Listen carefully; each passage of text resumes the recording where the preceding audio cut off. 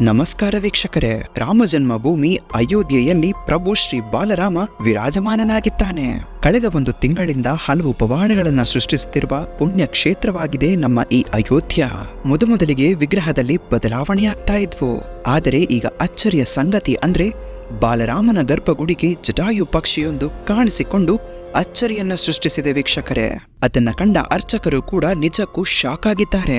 ಗರ್ಭಗುಡಿಗೆ ಬಾಗಿಲು ಹಾಕಿ ಹೋಗಿ ಮರುದಿನ ಬೆಳಿಗ್ಗೆ ಬಾಗಿಲು ತೆರೆದ ಅರ್ಚಕರು ಜಟಾಯು ಪಕ್ಷಿ ಶ್ರೀರಾಮನ ವಿಗ್ರಹವನ್ನ ಪ್ರದಕ್ಷಿಣೆ ಹಾಕೋದನ್ನ ಕಂಡು ಅರ್ಚಕರು ನಿಬ್ಬೆರಗಾಗಿ ಹೋಗಿದ್ದಾರೆ. ಕೂಡಲೇ ಅದನ್ನ ವಿಡಿಯೋವನ್ನು ಕೂಡ ಮಾಡಿಕೊಂಡು ಸೋಷಿಯಲ್ ಮೀಡಿಯಾಗಳಲ್ಲಿ ಹರಿಬಿಟ್ಟಿದ್ದಾರೆ. ವಿಡಿಯೋ ಸಖತ್ ವೈರಲ್ ಕೂಡ ಆಗಿದೆ. ಹಾಗಾದ್ರೆ ಬಾಗಿಲು ಮುಚ್ಚಿದ್ರು ಗರ್ಭಗುಡಿಯೊಳಗೆ ಜಟಾಯು ಪಕ್ಷಿ ಹೋಗಿದ್ದಾದ್ರೂ ಹೇಗೆ?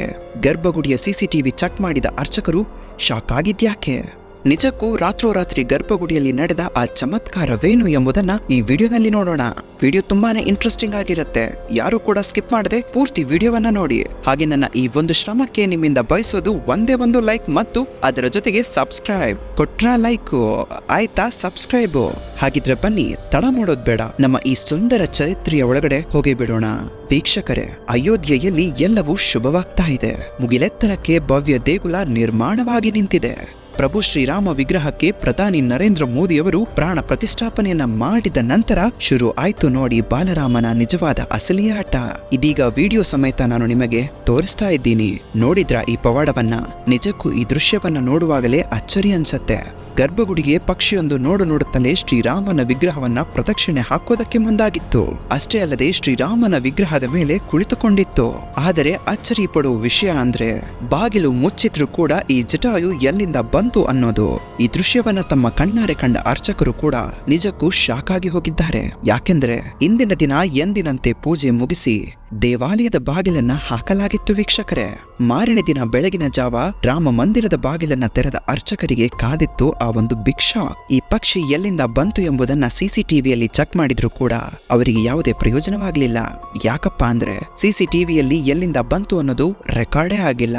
ಆದ್ರೆ ಆ ಜಟಾಯು ಪಕ್ಷಿಯೊಂದು ಶ್ರೀರಾಮನ ಹಿಂದೆಯಿಂದ ಬಂದಿರೋದು ಮಾತ್ರ ಕರೆಕ್ಟ್ ಆಗಿ ಕಾಣಿಸ್ತಾ ಇದೆ. ಈ ರೀತಿಯಾಗಿ ಪ್ರದಕ್ಷಿಣೆ ಹಾಕುತ್ತಿರೋ ಈ ಪಕ್ಷಿಯನ್ನ ಕಂಡು ಅಲ್ಲಿದ್ದ ಅರ್ಚಕರು ಇದು ಪಕ್ಕ ಜಟಾಯುವೆಂದು ತೀರ್ಮಾನಿಸಿದ್ದಾರೆ. ಅಲ್ಲದೆ ಗರ್ಭಗುಡಿಯಲ್ಲಿ ಬಾಗಿಲು ಬಿಟ್ರೆ ಬೇರೆ ಯಾವುದೇ ಕಿಟಕಿಗಳು ಸಹ ಇಲ್ಲ. ಆದ್ರೆ ಈ ಪಕ್ಷಿ ಹೇಗೆ ಒಳಗೆ ಬಂತು ಅನ್ನೋದೇ ಅರ್ಚಕರಿಗೆ ಕಾಡ್ತಾ ಇರೋ ಕುತೂಹಲ.